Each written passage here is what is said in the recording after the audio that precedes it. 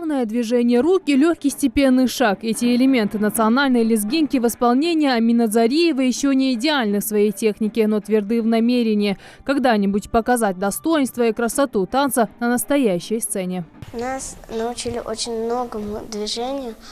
Я просто так хотела танцевать в хореографии. Тем более у нас был урок хореографии. Мы последний раз танцевали и вальс, и лезгинку. С начала учебного года на танцы записалось больше 30 человек, не считая тех, кто хореографией здесь занимается второй год. За это время девочки не просто научились танцевать, но показывают свои умения на различных соревнованиях. Где-то разные постановки. У нас венский вальс, кавказская сюита, девичий танец. У нас постановки самые разные. Дети к нам ходят с удовольствием. Мы участвовали в различных фестивалях. Созвездие. Мы сначала прошли отборочный тур, потом мы заняли первое место. В гала-концерте еще участвовали. Вперед, назад.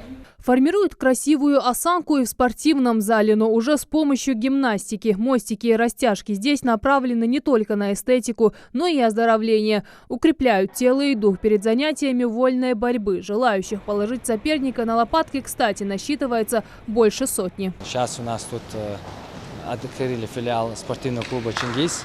И этот клуб спонсирует инвентарь, дает этой школе экипировку для ребят и оплачивает выезды ребятам. Уже выступали на многих соревнованиях республиканских. И вот так учим, работаем с ними, хотим, чтобы выявились таланты. И просто, чтобы ребята были здоровыми. После такой активной тренировки можно и нужно подкрепиться. А где, как не в кулинарной мастерской, это можно сделать? И хотя кашеварят здесь только девочки, они с радостью делятся с остальными приготовленными угощениями. Готовка – процесс долгий и кропотливый, хоть и не лишенный определенной доли удовольствия. А для детей это всегда увлекательное действо. Школьницы с удовольствием посещают занятия, каждый раз узнавая новые рецепты. Урок бывает 3 раза в неделю, через день обычно, и я с нетерпением жду. Каждый урок мы что-то готовим, что-то новое узнаем. Один рецепт я узнала тут, именно в этом кабинете. Ну и в мелочах еще много чего. Пока одни готовят разные вкусности прямо за школьной стеной, вторые распаривают узелки и делают прямые строчки. Швейное дело девочки начинают осваивать уже с 7 класса. Мастерская оборудована самыми современными машинками и необходимыми для работы инструментами. Мы ходим сюда регулярно, несколько раз в неделю с прошлого года. Здесь мы учимся шить, делать оверлок, выкройки, строчки и прочее. Мы уже сделали фартук и юбки. Сейчас также идет процесс. Есть чем заняться и любителям новых технологий. Хади Береханова второй раз посещает занятия по робототехнике. Хочет собрать бота, который бы делал все за нее. Но пока она трудится над моделью лунохода. Ее сконструировать намного легче. Это робот, который можно на нем играться, и он ездит. Какие детали нужно, чтобы собрать вот такого робота? Что нужно? Такие детали, колеса. Всего здесь действует 6 площадок, где обучаются около 800 детей от 12 до 18 лет. Их учат создавать мобильные приложения роботов начального уровня, обучают 3D-моделированию и многое другое. Каждое направление готовит детей и помогает им определиться с выбором будущей профессии. Начальный этап у нас Веду 2.1 и Веду 2.0. То есть это для детей 2 класса, то есть начально от 7 до 10 лет. А для более старших детей у нас есть такие конструкции, как Lego Mindstorm Evo 3, а для углубленного модуля у нас программируются другие роботы. Vex, Tetrix, робот C. Это уже идет на языке программирования C++. Со дня открытия Кванториума мы уже участвовали в региональном чемпионате и уже заняли 1 и 2 места. То есть мы состязались с детьми, которые занимаются уже 2 года, 3 года по робототехнике.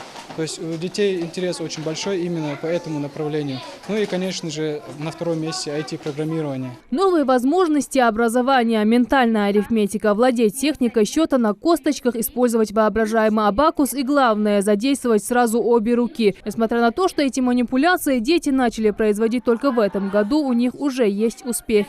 Решение примеров для них – это увлекательная игра на скорость. Каждый старается дать ответ первым. Цифра 6. Все. Молодец. Неправильно. Молодец, молодец. Мы уже трехзначные, двухзначные и однозначные знаем. И мы проходим.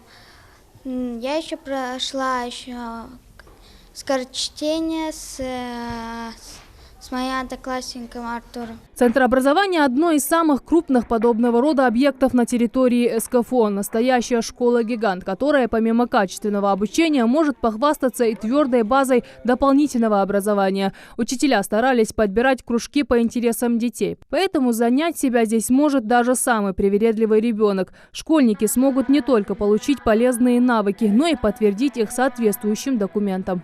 Вот первый класс детки приходят, они также активно сразу знают, что у нас большое количество кружков.